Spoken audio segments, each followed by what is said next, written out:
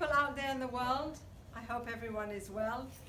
And I can't tell you how much joy it brings the rabbi and myself every week, knowing that we are making this video and that so many of you are watching and appreciating us and our words. And we're thinking about all of you, and we look forward to seeing you one day. I just have a little bit to tell you.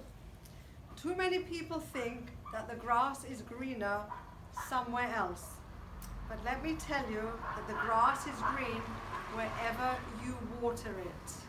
So make the most of your life, make the most of every single day, live it, enjoy it, eat the cake, use the perfume, buy the shoes, learn something, and tell the person and the people you live with how much you love them. And talk about love them. Here's our wonderful, loving rabbi. Here's the rabbi. Thank you. You're welcome. Hello everyone. Perashat this week now is actually the conclusion, in a way, of what was happening between the brothers and Yosef, as we have been commenting on those parashiot. I think if there is anywhere where there is a portion of the Torah that is full of emotion and full of regrets and so on, it's really this parashiot, the saga of Yosef and the brothers. At this Perashat Vayigash end up by Joseph revealing himself to his brothers, because there was one moment he could not do anything else but reveal himself, because whatever he was planning and he was trying how to whether if it is to punish the brothers or whether it was bringing them in a situation to find repentance of the brothers, this was the moment. And it came with the great oratorial statement from Yehuda. Yehuda begins by, once they see that the silver goblet from the viceroy of Egypt, Joseph, was found in the in Benjamin's bag, they were astounded. They didn't know what to do. They had to come back. Now they are confronting the one person, the viceroy of Egypt, who is Joseph. And when they establish the verdict, and Joseph said, the viceroy said that Benjamin will have to stay as a slave and everybody else can go home. Can you imagine? Yehuda comes and he so eloquently expresses himself, and he says in the Torah,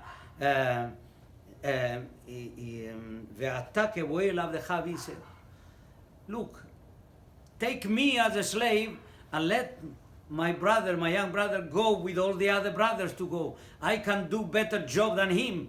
Anyway, I'm stronger, I'm more established, I know what I can do. I promised my father that I was going to bring him back. And now what I worry more than anything else, that if my father see that he is not back, he is going to die. And I cannot afford to be in a situation like that, what I am going to cause to my father. So please let me stay in his place as a servant and let him go, because the father cannot support a situation like this without his son Benjamin. And so Joseph didn't have any other option what to do but to reveal himself.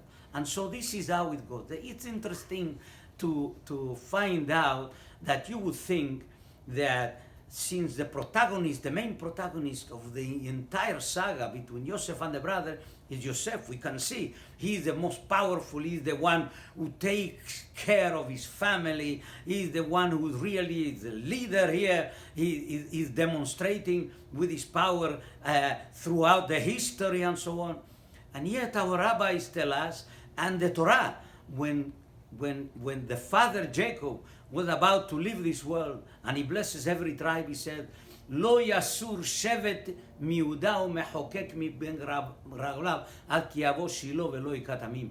He said, the scepter of Judah shall never be separated from him. The scepter means the authority, royalty. That means that the royalty, we know that belong to the descendants of Yehuda. That's how King David is from Yehuda, and not to King Saul, who was from the tribe of Benjamin. Not even, we have celebrated Hanukkah, not even to the Levi, to the Hasmonean, who were from the Levites. Why is it so that Yehuda, what did he do so special to deserve that his descendants will forever carry kingship in them? Is it because we have seen that Yehuda was the one who confessed that he was the one who impregnated Tamar in public? He admitted it. That was the first time that somebody confesses and tell the truth. This is in the Bible. That's how we see.